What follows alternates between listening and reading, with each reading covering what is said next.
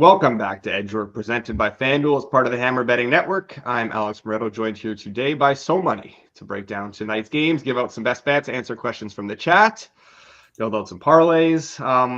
No Albert. Albert was supposed to be with us today, and he's gone completely MIA, has not read any messages. Apparently he's sleeping off last night's Rangers win, just so ecstatic that he couldn't go to bed, and now he's too tired this morning. These kids are much nice. It's you know what, in a way we're blessed because we don't have to do Rangers Talk Radio this morning. We can just do a very, very quick recap of yesterday's games. Not even of yesterday's games, just of yesterday's bets. But Bruins Rangers over 6 does not get home. Oilers Blackhawks over 6 minus 120 gets there. Did not look like it was going to get there for a while, even though the game was played at a very high pace like expected. Ends up getting there in the end, which is great. I am still sick over losing that Habs team total under. That was I don't know. Did you watch any of that game at all? I don't know if you happened to see. I watched a bit of that game. Yeah. The Habs maybe I don't know if they even should have scored one goal last night. They did nothing. It was one-way traffic for most of the game. There was a Matheson wrist shot that took a deflection, looped over everyone, and somehow over the goalie and into the net. There was a Carrier wrist shot from the point that somehow found its way through not even much traffic and just went in. And then Mayu ripped one short side, which was a nice shot. But 3 wristers largely from the point to push that team total over 2.5 when the Habs did nothing. Just the way it's been going lately, though. So we'll get it back tonight. I have full confidence in that. Before we get into tonight's games, because we do have a lot to get into today, I just want to remind everyone that the NHL is heating up. And FanDuel is bringing you more action than ever because everyone knows hockey just hits different. Load up a power play with the hottest same-game parlays found on the Parlay Hub. Lace them up and follow your bets with player prop tracking or bet on the fly with the Pulse. The hunt for the cup starts here. Get more from the NHL with FanDuel, North America's #1 sportsbook. Right now, new customers can kick off the season with $200 in bonus bets if your bet wins. Just place any $5 bet and you'll get $200 in bonus bets if your bet wins. Please play responsibly. Must be 19 plus and physically located in Ontario. Gambling problem? Call 1-866-531-2600. That's 1-866-531-2600 or visit connexontario.ca. All right, let's get right into it. No time to waste. We will start with a game that I do have maybe a Charles. Anytime you message me on Twitter, I'll send you the StreamYard you're in. All right, let's start in New Jersey here, where I have maybe some stronger opinions on this game and this Devils team.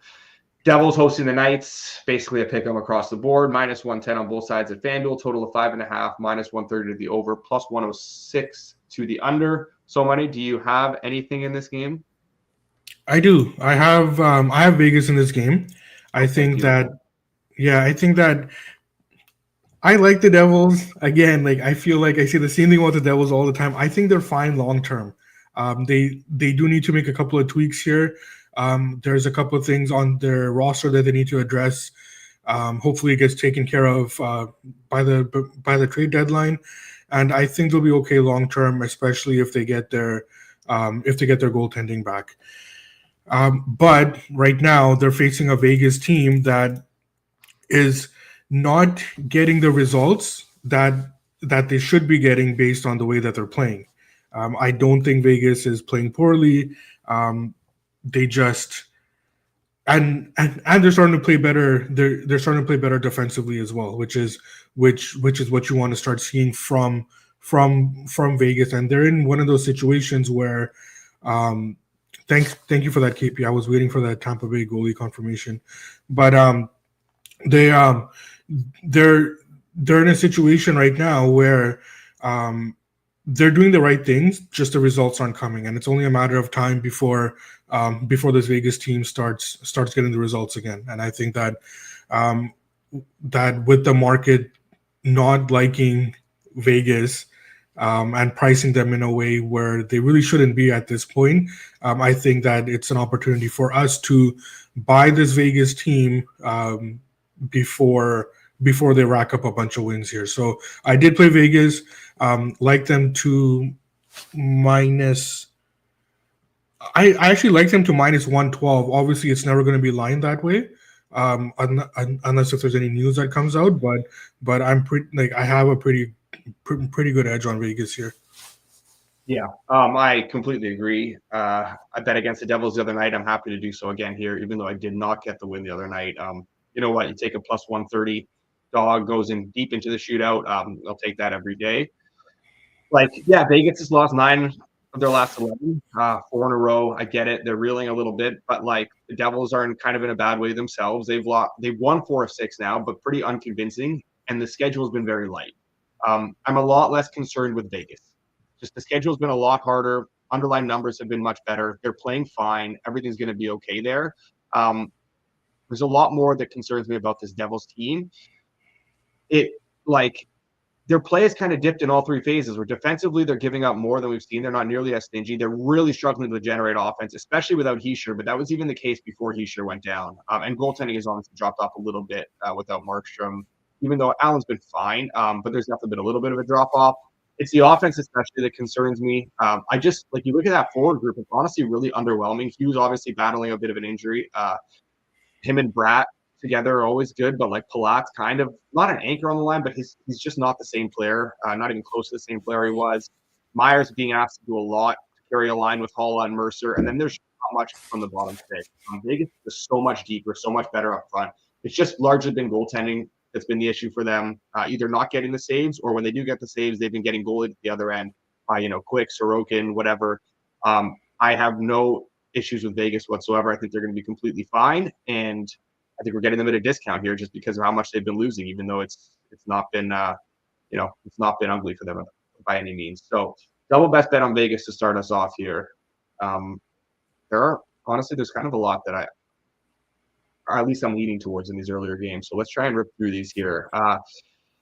Flyers, Caps. Caps minus 164 now in Philly. Flyers plus 136. Total of 5.5. Minus 115 to the over. Minus 105 to the under. Bit of an interesting one because I have sort of thoughts on side and total here. It looks like the Washington numbers run a little bit. There were some cheaper prices out there, some minus 145s, which I thought were maybe a little bit too cheap. We're getting to a point now where I don't know how much I'm dying to bet the Caps at this price, but honestly, I've been pushing this Philly bandwagon down the road as far as I could. I am losing steam here and struggling to stay on. It's just, I don't know what the issue is, but it just seems so lifeless from them. Even when they were maybe not winning games and such, their play was still really good, and they were in games, and there was just a goaltending that was letting them down.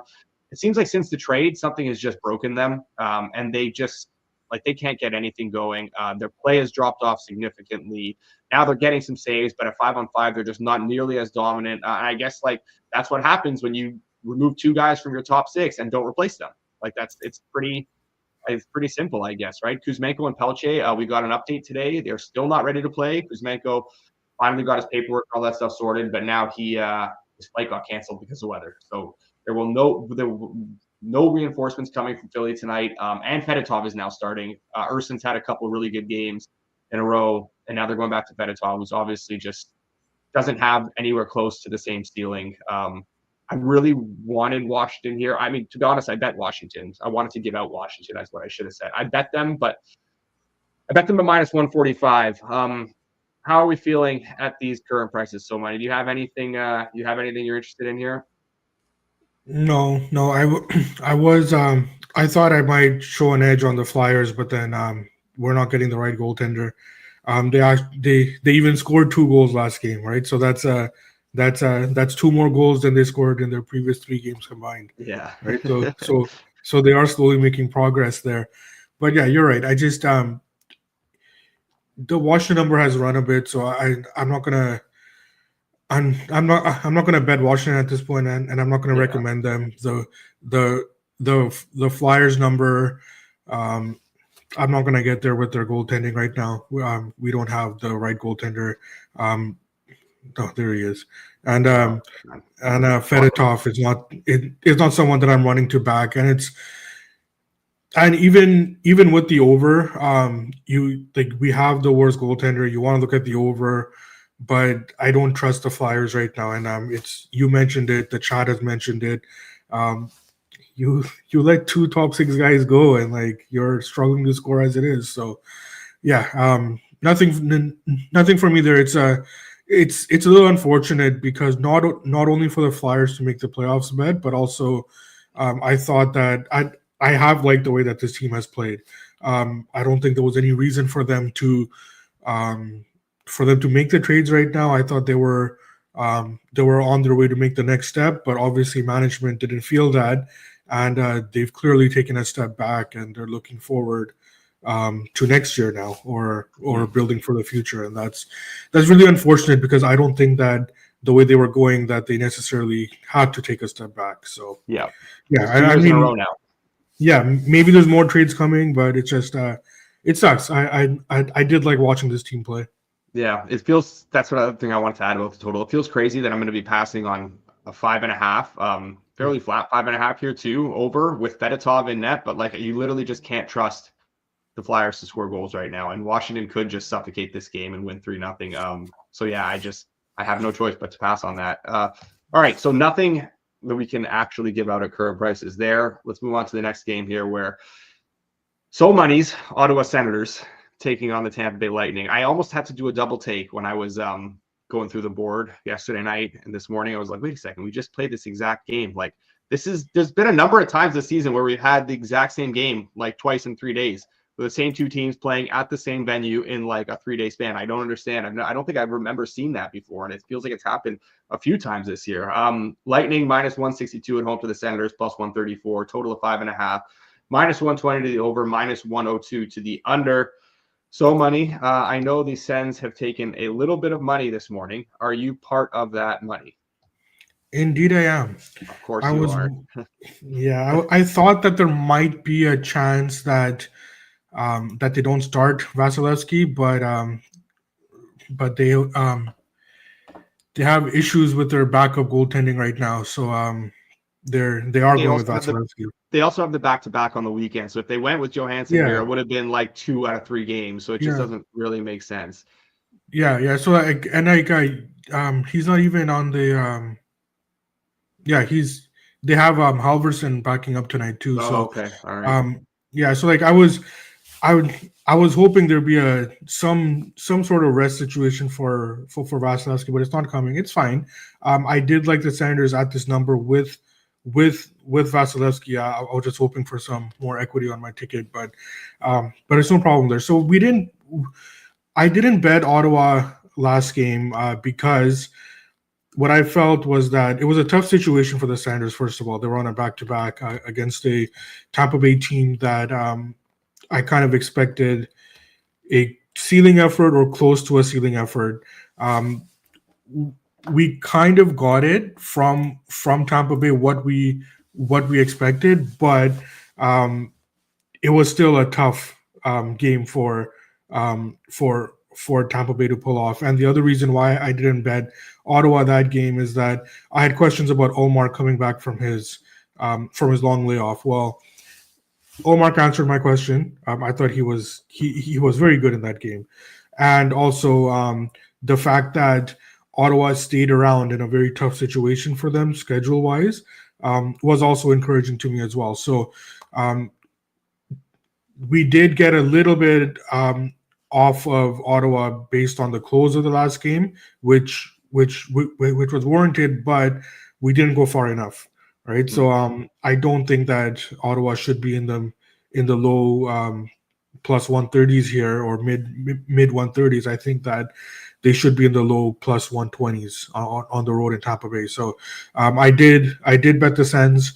I think it's a good look for them, and I'm high on this team, and yeah, let's keep betting the Sens. There's no reason to stop right now. So I'm not betting the Sens at this price. You are. I do strongly lean that way, but I'm not going to bet it. I do agree, though. Earlier numbers, I think there was not a big enough adjustment from where the line closed the other night. We were seeing like a close at Penny at least of minus 168.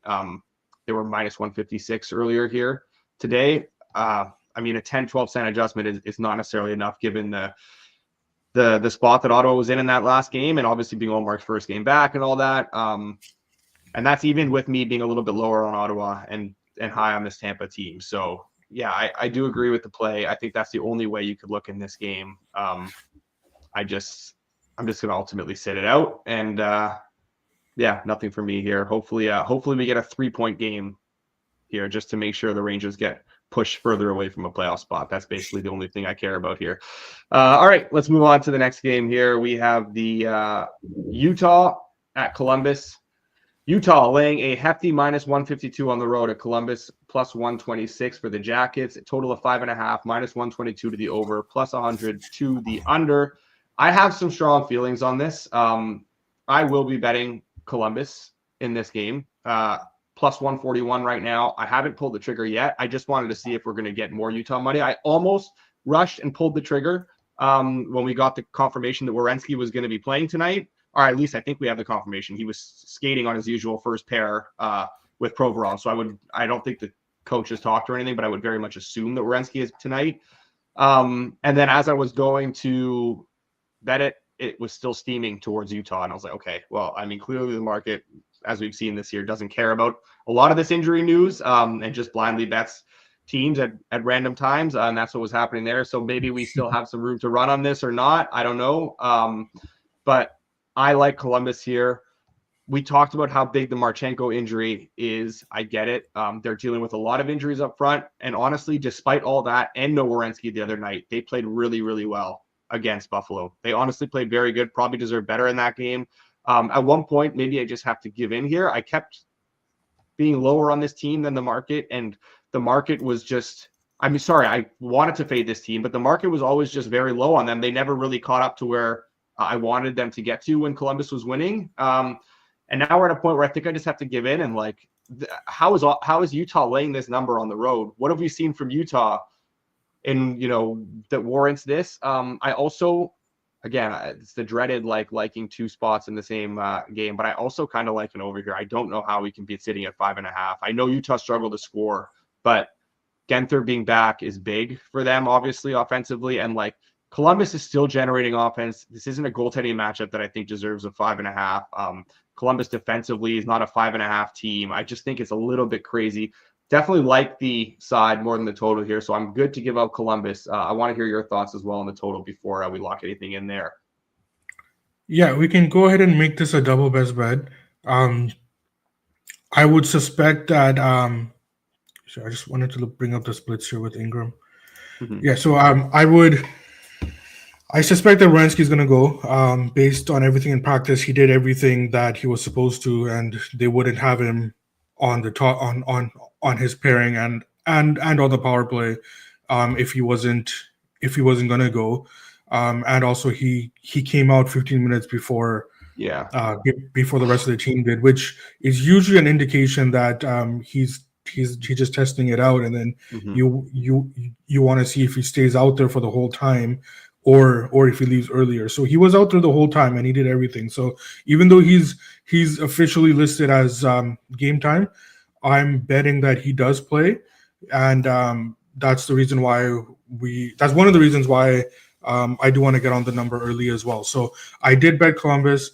I would suspect that based on the way that Utah is handling their goaltenders lately, that we probably get Ingram here, which is a downgrade from Vejmelka obviously this season. So I do expect that. And lastly, you look at the Utah price, and you're right. Like just take a minute and just look at Utah being in the -150s on the road right now, and that's something that shouldn't be the case. So I did. So we can go ahead and lock in Columbus as a double best bet. I do think that as Columbus hopefully gets healthier, everything from their camp indicates that they are going to be looking to add at the trade deadline. Mm-hmm. I think that this team is a legitimate playoff contender, and I think that they will be hanging on for the rest of the season. And it's I don't think that we're going to be able to bet at these numbers much longer on Yeah. Columbus. So as long as we have them right now, we do need to take advantage of that. Yeah. It's kind of an impossible question to ask, just given how unpredictable the market's been this year. Do you think this is the best number we see on Columbus today? Yeah, Again, it's yeah, you think so? Yeah. Okay. I think so. I Um, think, yeah. So like the Utah money that we usually expect, I think that already came in, and mhm. once Werenski's confirmed, once Ingram is confirmed, which is what I'm expecting, then we should start seeing Columbus take money. Yeah, I agree. Okay, I do want to get into the next game here quickly, but I did see this comment from Ecolt, which I do want to address. That was one that I was saving for next week's future show, but I strongly agree with this and this price. If you read Friedman's 32 Thoughts this morning, they also talked about how Heiskanen, they're not going to be in a rush to put him back into the lineup. I think they're going to have even more LTIR money to work with. He said teams around the league do not expect that the Stars are done. So I think they go out and add more. They probably shore up the back end now after they added Granlund early, and well, CC too. I don't think CC moves the needle whatsoever, but they do need a little help on the back end. Dumba's really struggling. I do think they add more there. That is a really good number, and obviously the Oilers are a wagon right now too, but I just don't think I can get behind the difference in price there. Do you have any thoughts on that, or do you want to save it till next week? Just quick thoughts. I think Dallas has been the quietest contender this year. They've Yeah. just everything is quiet. You don't hear much about them. They're not flashy, but they're just getting the job done. And those kind of teams are very scary come playoff time. Yeah, I think I'd 10-1. You're probably that's good value there, I think. Just feel like they have a lot of unfinished business after the way the last 2 years kind of played out. All right. Moving on here, we have the Hurricanes traveling to Minnesota, take on the Wild. Wild plus 158 at home. Hurricanes minus 192. This Hurricanes market respect. It's been happening all year, but still sometimes surprises me just to see the numbers that they're laying. Total of 5.5 minus 110 to either side.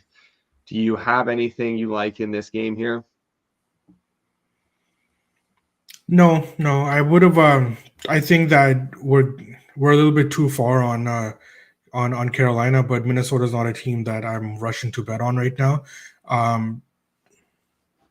Yeah, I think I touched on this last game. Minnesota is the type of team that I do want to start fading going forward, but I'm not going to be laying this number though. So yeah. I'll ultimately end up passing. The under would have been a nice look, but I have questions about if with the current roster composition, if Minnesota can sustain the type of defensive play that they want to play. I think we saw that in that Ottawa game where that was a dead under, but this team just I think they're going to have trouble going forward, maintaining the defensive play that they need to play. So yeah, I will end up passing on this game as well here. Yeah, this is a team that really needs the break, I think, right now. These 2 weeks off just kind of reset. They are limping into the Four Nations. I do think this is a bit inflated on Carolina. I know Carolina's been playing well, and you know, there's not a lot to dislike about their game, but like this is a big number. I just don't care to step in front of them with the Wild right now. Like I'm just have no appetite to bet this Wild team.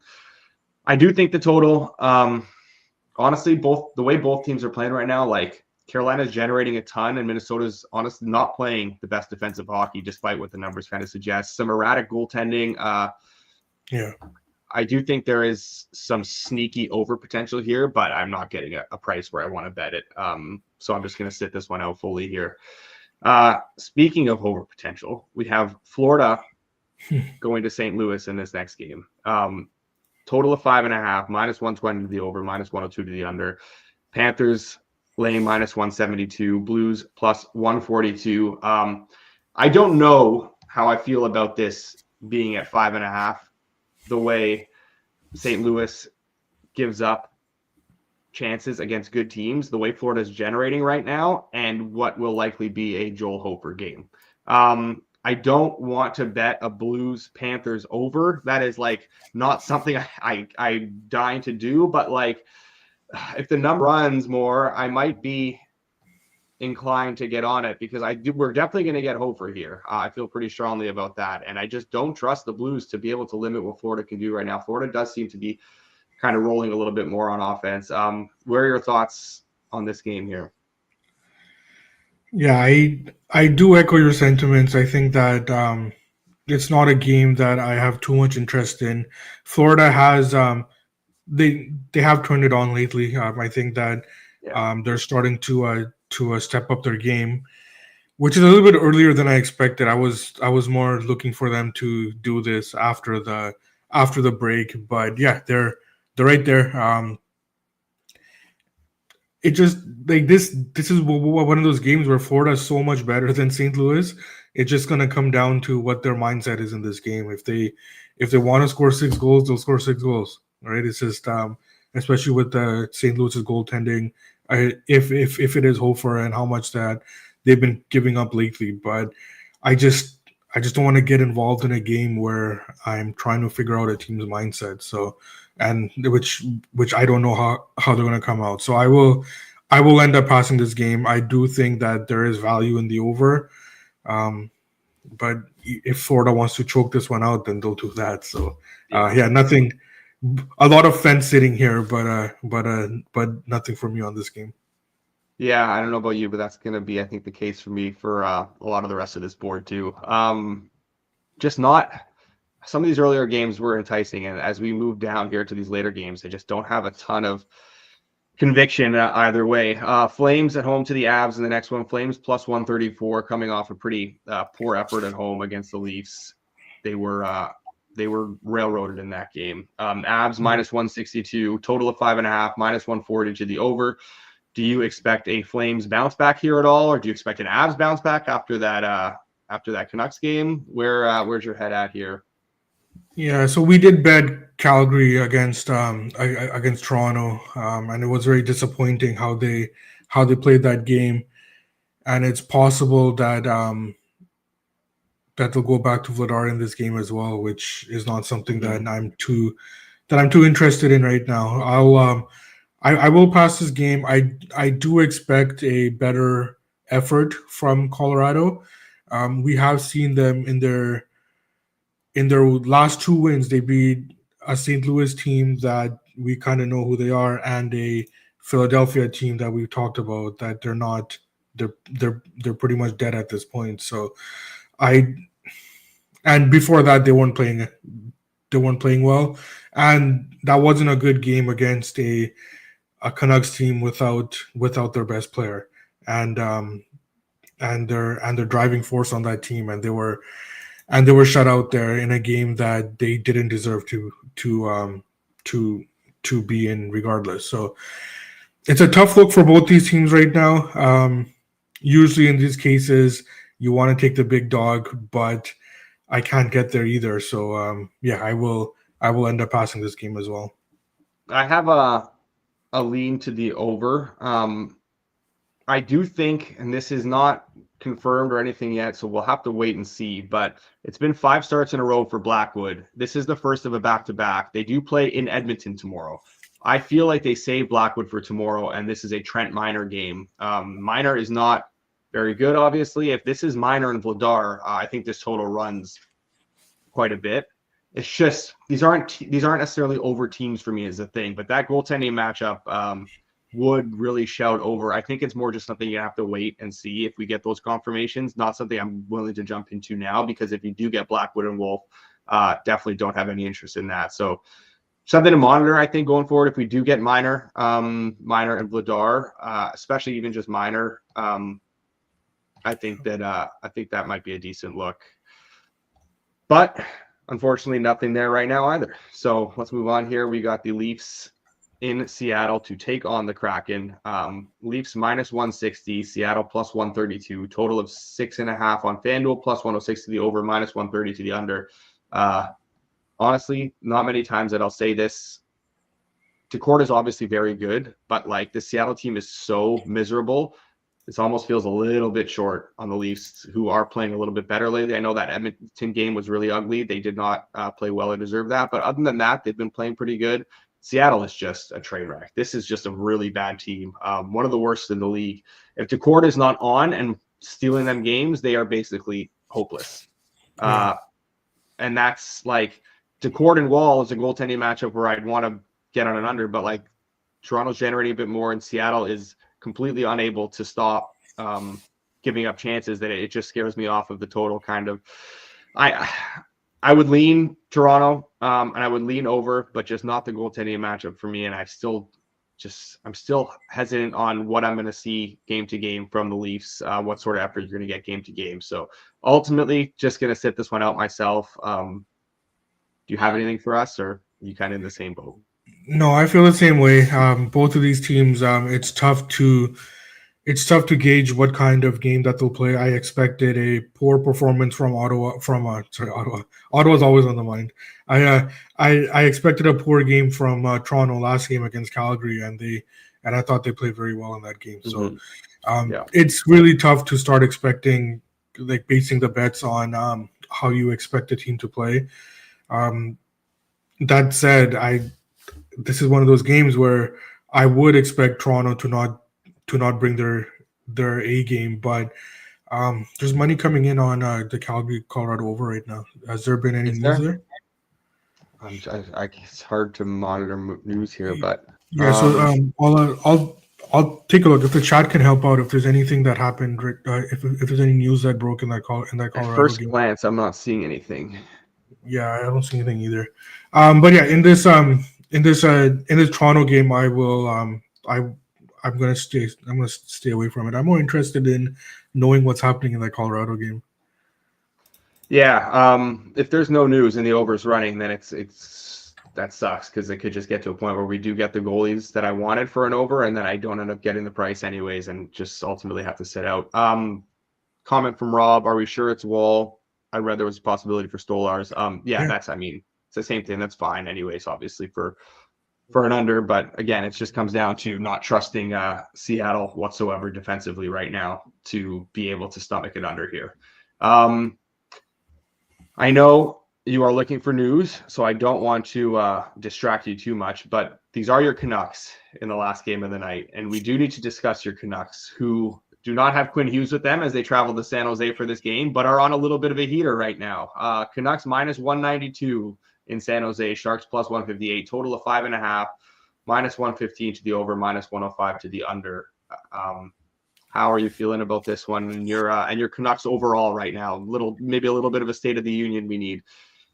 So I'm cautiously optimistic, and there's been several times this season where I felt that this team is close to turning it around, and then they disappoint me, like how they've been doing the last 36 years or so. So I'm used to that disappointment, but this turnaround feels a little bit different than it has the previous times this season, and that's because this turnaround is predicated on their defensive play. You know that a Tocchet team needs to play strong defensively. They were getting, when I felt that they were possibly turning it around, they were also not playing well, not playing as well defensively. They were getting offensive play, or they were getting strictly good goaltending. But right now, the last few games, and we saw that especially in the Colorado game, where they're a lot better and a lot better and a lot more responsible defensively. I think that Marcus Pettersson's addition is very underrated. Actually, I shouldn't say underrated, because he did sign an extension for over $5 million. Honestly, a pretty nice extension too. That's a good deal. That was a good average. Yeah. So I mean, like, he's clearly not underrated, but I don't think that there was as much fanfare of that deal as there should have been, because it solidifies the minutes. And this is what I always talk about with the Canucks on the back end. It's all about the minutes. Yes, Hughes is out right now, but when he gets back, you're going to see Myers move to the number 4 spot, which is where he should be, right? There were times this season where Tyler Myers was playing the number 2, and I I do like Tyler Myers. I don't necessarily agree with all the heat that he gets, um, but I can also concede that he shouldn't be getting number 2 minutes, right? So just going forward with this team, I do like how the defense is starting to shape up. Hopefully they have hopefully they can trade Carson Soucy. I think that he has become redundant on that defense now, with the additions they have and the money he's making. It doesn't make sense for him to be pushed into the third pair now. So, but he also has a full no trade clause. Yes, I don't know why Soucy has a full no trade clause, but he does. So the player would need to um, he would need to agree to a deal. So hopefully that gets done. I don't think the Canucks are done. I still say that you probably do need to trade Elias Pettersson at this point still, if you can, just for the long term prognosis of this team. I just cannot tolerate what happened in that dressing room, and I can't tolerate how 2 star NHL players not only had this leak out. It's bad enough that this happened in the first place, but to have it leak out in a professional setting is just and to not be unacceptable able to to me. move past it at all. Yeah, Like not even to just like eventually throw some dirt on it and patch it up and yeah, everything's okay. Just yeah. learn If to, we you don't have to love each other. Just learn to like play with each other. That's it. You don't have to be Yeah, best if we friends. can, if we can get over our shit in beer league, right? Like these guys can Yeah. get over their shit in like a professional level, and like Yeah. it's absolutely unacceptable to me, and like I have no patience for that kind of stuff. So I'm still on. If you can get a deal done for Pedersen for the long term health of this team, and to really change the core and culture and build around Hughes and Demko, Hronek is in there, right? Like that I think that's the way that you got to do it. So yeah, we'll see what it is. But in the short term, I do like the way that the Canucks are playing. I'm not going to play an under in San Jose. I think the Canucks No, unders not at are five and the a way half, to. especially. Yeah. I think that the Canucks unders are the way to go right now. But it's not going to be happening in San Jose. So I will pass on this game. I hope that the Canucks don't take this game lightly, and I hope that they bring the same effort that they have been bringing the last couple of games. Because if they have even a mid-range defensive game, they should be able to take care of it in San Jose. So Mhm. I will pass. It's going to be nice seeing Macklin Celebrini playing against the Canucks. So yeah, we'll. Is this the first Celebrini Canucks game or no? Have It's they played earlier this year? I don't know. I'm I can't putting you on remember, the but spot here. no, I I know there's too no, many games to keep track of. yeah, no, I don't think it's the first game, but Well, they yeah, did it's play earlier this year. I don't know if that was when Celebrini was hurt. They played on November 2nd. Yeah, Celebrini did not play in that game. okay. So it could be the first one then. Yeah. Yeah, I don't remember, but yeah, I'm looking forward to watching this game. Hopefully the Canucks bring the same effort, but if they don't, then it's going to be tough again for me to handle with this team. So yeah, there's a lot on the line even for what should be a meaningless game here. Yeah. I have nothing else to add. I'm not going to cover the Canucks any better than you can. Can only look towards unders in these Canucks games right now, the way they're playing. But San Jose has been generating a little bit more, and they're just such a mess defensively that I don't think Vancouver is the high volume offense that's going to take advantage of that. But at 5.5, I mean, this has like 5-1 kind of written all over it or something like that. So just not very interested in anything at these prices here. Not a high volume day, I have to say, not a high volume day. I will recap the bets for us. There's not a lot so far there's not a lot in general today. But I will recap the bets before we get into the goal scores. So send your goal scores in the chat.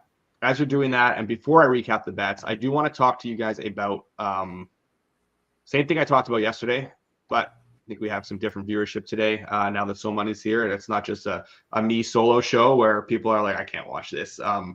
So I think we have some other people in here that need to hear about this. BetStamp Pro In preparation for the big game, we have an exclusive offer for BetStamp Pro. The premium odds screen the BetStamp team has created to highlight top-down market-based edges across any prop type. So for Super Bowl 59, BetStamp is offering Edgework listeners and viewers 99-cent access to the BetStamp Pro NFL odds screen.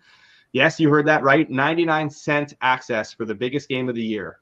This limited time deal gives you full odds screen access to NFL main and prop markets, real-time odds from 100+ feeds covering retail, offshore, and PPH books, the ability to view a full line history on every market, and highlighted edges showing hold, EV, and edge percentages. Go to betstamp.com/edgework and fill out the form to take advantage. Promo codes are being sent out on Friday. Act quickly. There are a restricted number of spots available for this promotion, and you definitely do not want to miss this opportunity to elevate your Super Bowl betting. Again, visit betstamp.com/edgework or scan the QR code on the screen to get BetStamp Pro for just 99 cents. I will be spending my Sunday glued to the BetStamp Pro screen, betting props, adding stuff late as numbers, climb up hopefully throughout the day and finding those edges. It is honestly like the Super Bowl is one of the biggest money-making opportunities on the sports calendar if you know where to look and you know how to comb through this stuff. And the BetStamp Pro tool makes it way, way easier. I definitely recommend it. If you are interested and you want more info before you go to the link, feel free to DM me, message me anything, ask any questions. But yeah, I mean, it's 99 cents. Like I don't see where you can go wrong. There's no full commitment after that, anything like that. If you want to get involved for 99 cents and try it out for the biggest day on the sporting calendar, seems like a no-brainer to me. All right, let's get to our, as we see here, the screenshots, live look at my eyes are, that is the NFL board. It's a gorgeous interface. Look at that. Yeah, it's been awesome. I use it religiously now. I'm on it for main market. That's where I have up for NHL lines and everything. I'm on it nonstop. It's great. So yeah, I mean to be able to play around with it and try it out for the Super Bowl. I mean, literally, if you just want to do it for 99 cents, just to use it for the one game with no interest in doing afterwards, it just makes sense to do that alone. All right, let's get to the goal scorers here. We do have a number of them in the chat. I want to make sure I don't miss any from earlier. We did start with Jordan. I think Jordan was the first to send one earlier.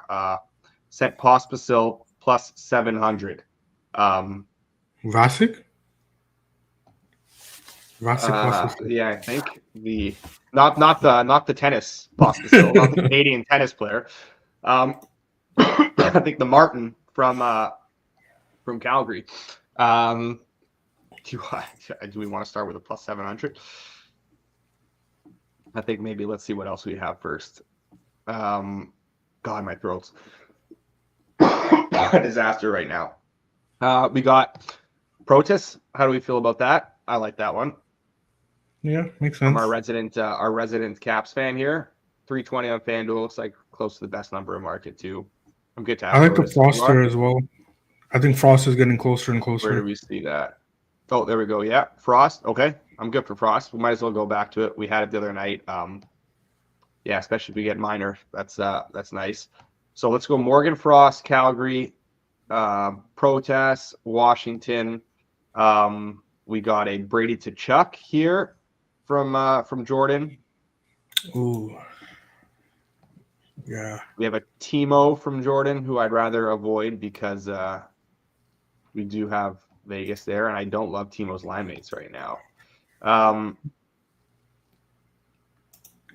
Yeah, I trust Jordan's look. I think that I'm okay with Kachuk. Okay.